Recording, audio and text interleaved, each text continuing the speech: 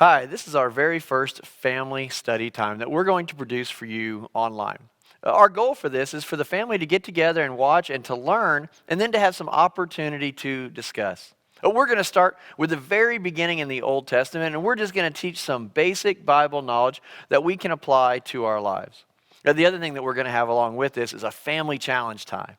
During this family challenge time, we're going to ask you as a family to record yourself memorizing or saying something together. We'd love for you to be creative, and then for you to post that on Facebook in the comments.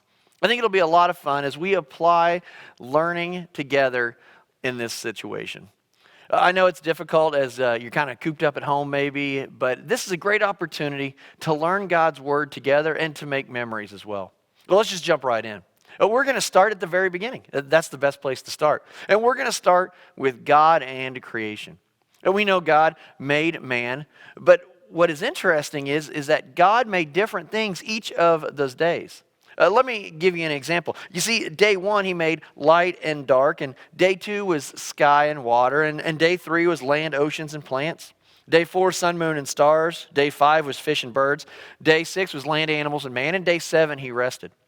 Here's our challenge for this week. We already have our family time challenge, and this is what we're asking you to do. Memorize the days of creation, and you can use the list I have, or you can look one up online. Just use small words, simple things for the kids to know, and maybe you can memorize it or say it together. But record yourselves doing it. Be creative. Maybe you have an old fish sitting around the house, like a rubber fish, or maybe you have something else, some toy animals that you could use. Be creative and help the kids learn how God made us and what God did during creation. This knowledge is invaluable as they go forward in life, realizing that God is the original creator. Well, we know that God created everything, and he created Adam and Eve lived in the garden, and it was perfect, and it was awesome. But then they chose to sin. And when they sinned, they had to leave the garden.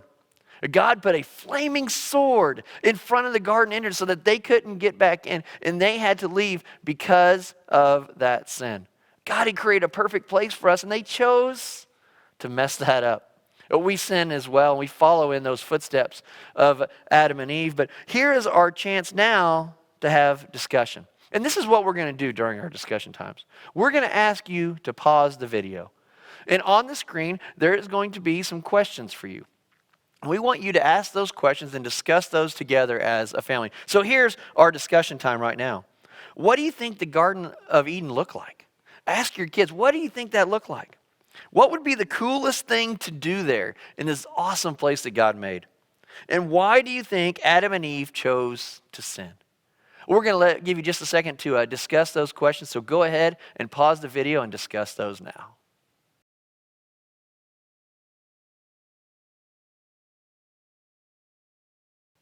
All right, we're going to keep going right through this, and we're going to look at Noah.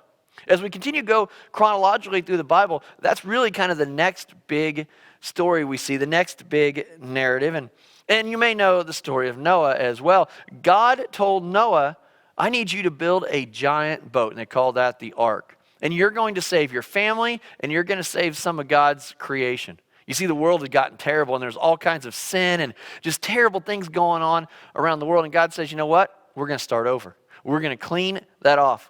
Now, here's the crazy thing about Noah. Noah was asked to build a boat in the desert. I mean, that is nuts. It probably had never even rained before. And Noah is building this giant boat.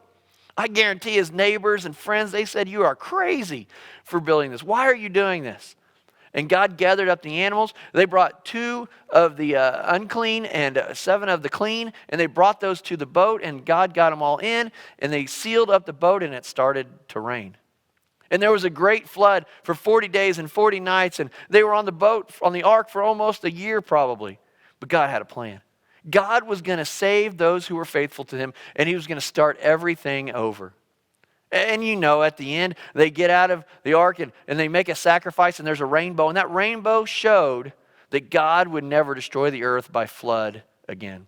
God had saved his people. And it was only because Noah had enough faith to do something that might seem a little bit crazy to everybody else, but he knew that that's what God wanted him to do. He knew what God was leading, and because of that, we are here today because of Noah's faith. We want you to discuss this just a little bit. And here's some questions that you can discuss with your family. What would you have done if God had asked you to build a boat in the desert? What would you have done? What would your kids have done? I mean, it took a lot of faith to do that. So what is something that would take a lot of faith for you to do? We want you to discuss that as a family, and then we'll be back in just a second.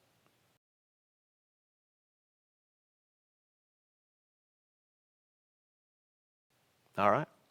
All right, we're coming back. So we have Adam and Eve in creation, and we have Noah, and then we have the Tower of Babel. We're not going to get into that today. And then we have the very first of the patriarchs. We have Abraham. Let me tell you a little bit about Abraham. He was in a place called Ur, which is down over in the Middle East a ways, over towards the sea over there. And then we see that God told him to come back to Israel. But what he does is he goes down to Egypt, which I don't know why, and then he comes back up to Israel, and he gets back up to this area called Bethel near the Jordan River, and it's a nice area. God had told him to leave this nice, comfortable place where he was at and to come over here, and you know what? He did. He followed what God had told him to do. During this adventure, we see all kinds of things happening. His name was Abram, actually, when he lived over in Ur, and God changed his name to Abraham. He changed his wife's name from Sarai to Sarah. And Abraham moved to this area of Bethel, and we see some things that begin to happen. One is this. There's these cities called Sodom and Gomorrah. And God shows Abraham these cities and says, I'm going to destroy them because of how bad they are. It's just terrible places. And Abraham says to God, he says, what if there are 50 righteous people? Would you destroy the cities? And God says, no, I would not destroy them for 50. And then Abraham keeps going down, and he goes, what about 45? And what about 35? And he goes, what if there's 10? If there's 10 righteous people in the cities, would you destroy them? And God says, no, because I love you, and you've asked me, I will not destroy the cities if there are 10 righteous people. Now, unfortunately, there wasn't, and God destroyed them. And Lot, Abraham's nephew, got to come out before that happened. But here's what was so cool about this story with Abraham, is that Abraham prayed to God. And he asked God for something, and God said, yes, I will give that to you. Yes, I will do that. You see, prayer works. We see that in the life of Abraham. We go to God, and we ask him, and he loves us, and he provides. We saw Abraham do that.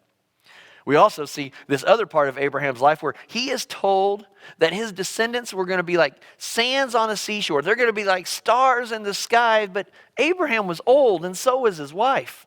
They were way past the years of being able to have a child, but God had promised. Well, he had Isaac. With his wife Sarah, he had Isaac, even though they were old. And as Isaac grew up, God told Abraham this. He said, I want you to sacrifice Isaac to me. That is mind-blowing. Can you imagine that God gave them this gift of this child? And now God says, I want you to sacrifice him. So they went up on the hill, and Abraham was going to do what God asked, and he didn't understand what was going to happen. He didn't understand what this was going to look like. But he did what God wanted. And he goes up on this mountain, and he gets Isaac ready for the sacrifice, and he's about to do it, still not understanding what God is planning. And right before he does, God says, stop. And he gives him a ram to make the sacrifice. You see, God wanted to know if Abraham was going to be faithful. Is he going to be faithful even in these difficult times where we don't know what God is asking or why he's asking us to do this, but we're going to follow? And Abraham did. And so instead he sacrificed the ram instead of his son, obviously. And through Isaac, Abraham's lineage continued on. And Isaac has some more boys, and we're going to talk about that next time as we begin to look at how this whole thing is played out throughout the Old Testament to lead us up to Jesus. But you see, Abraham was faithful. Abraham did what God asked him to do. He moved to an unknown place. He was willing to sacrifice his son. He asked God for stuff, and that took some amazing courage as well. So here's what we want you to discuss as a family about the life of Abraham. It's this. How did Abraham show faith? Talk about that. How are some ways that Abraham showed faith? And then talk about this. What would be difficult for you to do if you were Abraham? Would it be difficult to move to an unknown place just because God said so? Would it be difficult if God said for you to sacrifice your son? Wow, that would be tough. Would it be difficult to keep asking God for something and praying to him to help save people? Would you have the courage to go to God for that? or whatever else it might be in the life of Abraham. What would it take faith for you to do if you were Abraham? What would it be difficult to do? We want you to discuss that.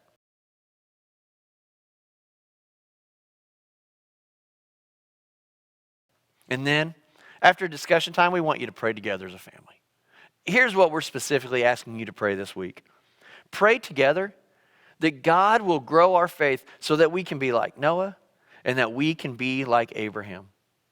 At this special time, we also want you to pray for our nation. Pray for people who are sick. Pray that people aren't sick, don't get sick. And just pray for God's peace and comfort to come on our country. We would love for you to share this video. We'd love for you to be involved in the family time activity and to show us a video of your family talking about the days of creation. This is a great opportunity for us to learn together and for us to grow in God. Continue to pray as we continue to learn together.